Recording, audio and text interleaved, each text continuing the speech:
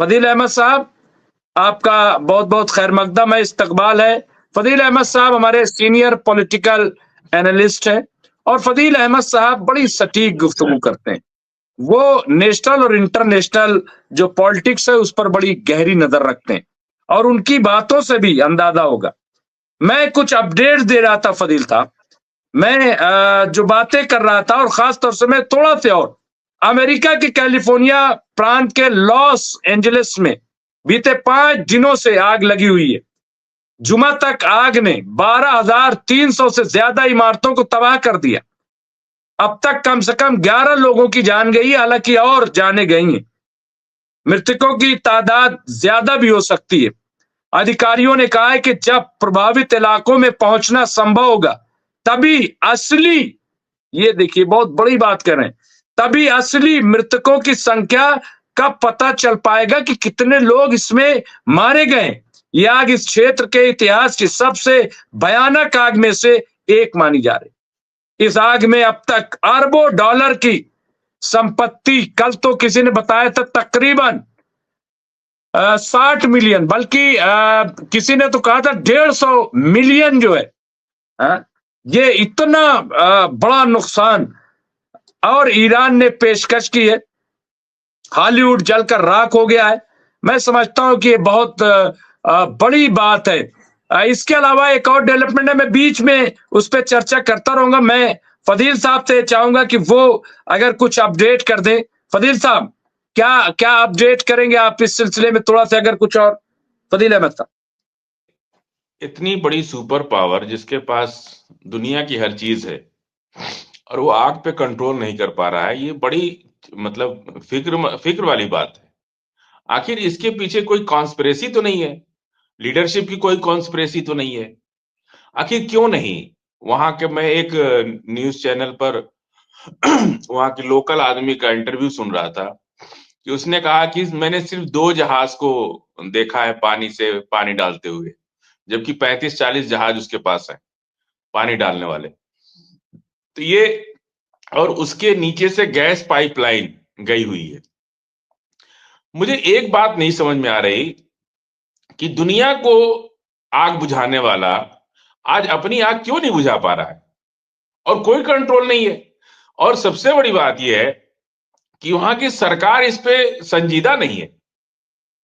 आपने कहा कि ईरान जो है मदद देना चाहता है, ऐसे वक्त में तो आप पूरी दुनिया से मदद मांग सकते हैं। जिसके बाद भी आग बुझाने वाले हवाई जहाज हैं उन सबको मांग सकते हैं, बुला सकते हैं, लेकिन बिल्कुल संवेदना ही नहीं है। मुझे अमेरिकन सरकार पर कुछ डाउट हो रहा है कि आखिर क्या कॉन्स्पिरेसी है इन लोगों की कि ये लोग सीरियस नहीं है उस आग को बुझाने में। जिस तरह का एक्शन दिखना चाहिए उस तरह का एक्शन दिख नहीं रहा है। तो मुमताज भाई, ये बहुत मतलब अब ये तो जांच होगी नहीं होगी, ये जब सरकार ही उसमें अगर कोई डाउटफुल कर रही है तो क्या जांच होगी? आखिर इतना बड़ा आज पूरी दुनिया में बात हो रही है कि अमेरिका आखिर क्यों नहीं कंट्रोल कर पाया। इससे बड़ी बड़ी आग दुनिया में छोटे छोटे मुल्कों ने कंट्रोल कर लिया, तो अमेरिका को क्या हो गया है?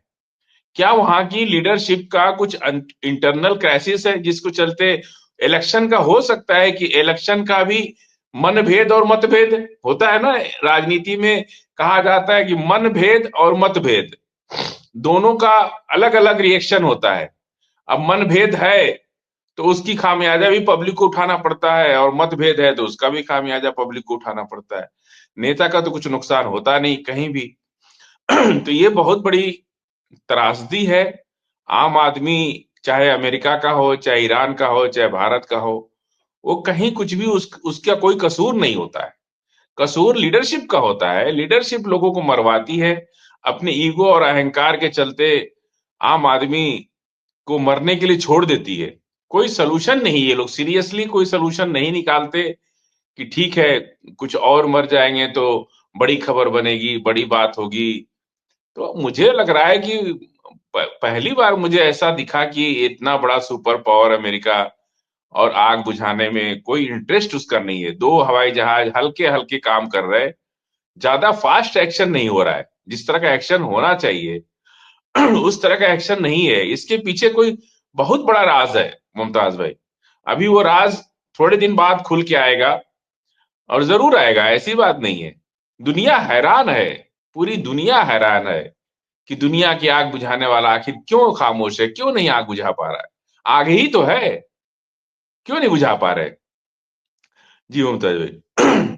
फदील साहब, मैंने एक तस्वीर दिखाई और एक की अजान अब वहां पे दी जा रही है, और ये वीडियो बहुत तेजी से वायरल है कि वहां पे लोग अब अजान दे रहे हैं। आपको भी याद होगा बचपन में जब भी क्राइसिस होती थी, तूफान आता था या बारिश बहुत ज्यादा होती थी, बर्फबारी जब होने लगती थी, तो हम लोग बचपन में अपने छतों पे चढ़ करके या दरवाजे के बाहर अजान दिया करते थे। हमारे वालिदैन कहते थे कि अजान दो। बच्चों से इसलिए कहा जाता था कि बच्चों की अजान जो ज्यादा असर रखती है दुआ के एतबार से। मैं फिर अगर आप इजाजत दे तो मैं फिर वो थोड़ी सी अजान है, लेकिन आप देखिए इसको आप किस तरह से देखते हैं। ये फदील साहब,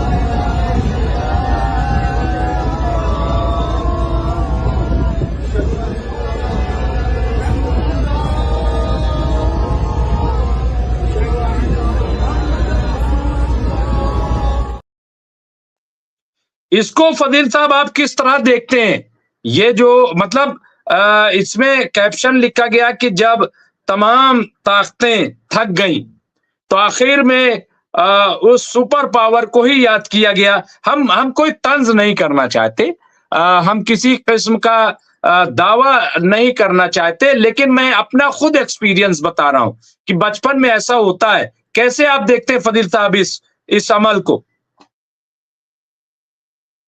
का अल्लाह पे अकीदा है, और न सिर्फ अजान नहीं बल्कि हर मुश्किल घड़ी में, चाहे वो छोटी मुश्किल हो या बड़ी मुश्किल हो, या अगर मुश्किल नहीं भी है, तो अल्लाह का नाम लेना, अल्लाह पर अकीदा रखना और अल्लाह की मदद का इंतजार करना हर मुस्लिम, हर मोमिन का एक अकीदा भी है, जरूरी भी है, और लोगों में उम्मीद भी होती है, और यकीन भी होता है कि होता है। हम तो अपने बचपन में क्या, अभी कुछ दिन पहले हमारे यहाँ सूखा पड़ा था तो हम लोग नमाज पढ़े थे, खेत में जाकर के नमाज पढ़े थे तो बारिश हुई थी। तो ये तो बचपन से हम लोग देखते आ रहे हैं, कोई ऐसी नई बात नहीं है। अभी साल 2 साल 3 साल हो गया मेरे ख्याल से, हम लोग खेत में जाकर के नमाज पढ़े थे 2 रकात, और नमाज पढ़े और उसके कुछ दिन के ही अंदर बारिश हुई। तो ये तो और हमारे इस बार जुमे के अंदर हम जहां नमाज पढ़े, उन्होंने एक सूरा पढ़ी। उन्होंने कहा कि ये हुकूमत, जब हुकूमत आप से के खिलाफ हो तो अल्लाह से आप इस सूरह के तहत दुआ कर सकते हैं।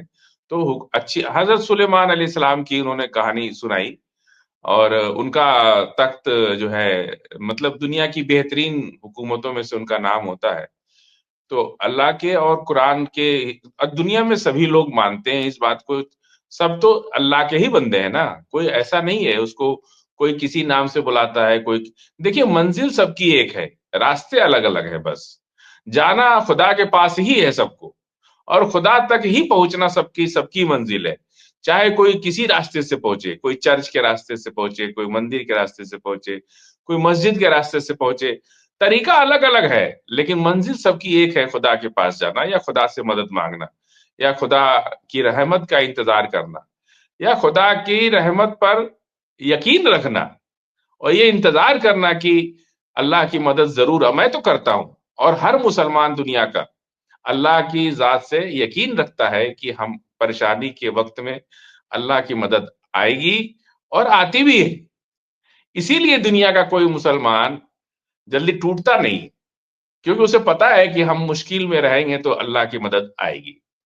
तो ये सबसे बड़ा अकीदा है अल्लाह के रास्ते, और अल्लाह के बंदों को चाहे वो कितनी भी डूब रहे हो नदी के अंदर, तो एक ही बस निगाह, एक ही जहन में ख्याल आता है कि कौन बचा सकता है, तो वो अल्लाह बचा सकता है। और ये हर मुसलमान का, बिल्कुल। दुनिया के हर